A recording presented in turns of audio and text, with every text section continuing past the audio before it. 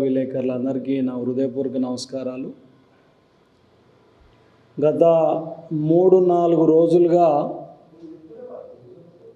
నాపై ఏదైతే రాజకీయంగా దుష్ప్రచారం జరుగుతుందో దానిని నేను తీవ్రంగా ఖండిస్తున్నాను. మొన్న నల్గొండకు సంబంధించిన పార్లమెంటు టికెట్టు అనౌన్స్ అయిన కొద్ది గంటల వ్యవధిలోనే మరి పటేల్ రమేష్ రెడ్డి పార్టీ మారుతున్నారు, బీజేపీలకు పోతున్నారు, కాంగ్రెస్ పార్టీకి బిగ్ షాక్ అని చెప్పి నా రాజకీయ ప్రత్యర్థులు, నా రాజకీయ ఎదుగుదలను చూసి ఓర్చుకోలేని వాళ్ళు నన్ను రాజకీయంగా పతనం చేయాలని ఒక కుట్రపూరితంగా వ్యవహరిస్తున్నట్టుగా కనపడుతుంది. ఒక పత్రిక తన హెడ్లైన్స్లో నేను పార్టీ మారుతున్నట్టు కూడా ఒక దుష్ప్రచారాన్ని ప్రారంభించడం జరిగింది. దీనిని తీవ్రంగా నేను ఖండిస్తున్నాను. ఎందుకంటే ఎలాంటి ఆధారాలు లేకుండా దానికి సంబంధించి కూడా ఎలాంటి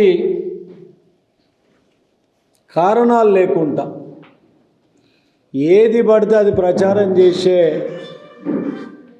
ఈ పత్రికల మీద కూడా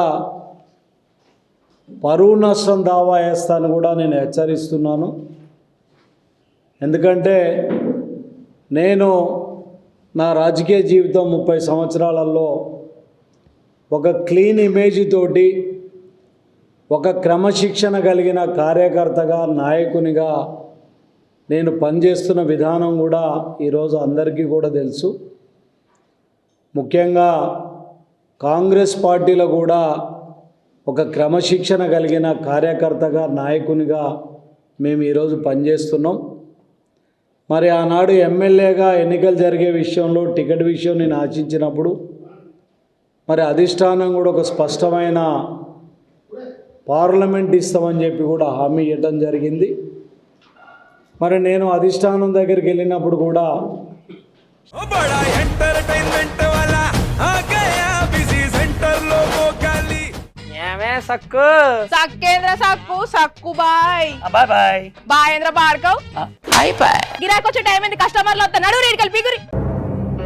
కస్టమర్లు వస్తున్నారు కదా, మాత్రం పొగరు ఉంటది. మరి తగ్గిచ్చేద్దాం పొగర్ని. డబ్బులు కట్టేస్తామేంటి కొంప తీసి? లేదు, కస్టమర్లు ఆపేద్దాం. పదా మరి మన బిజినెస్ స్టార్ట్ చేద్దాం.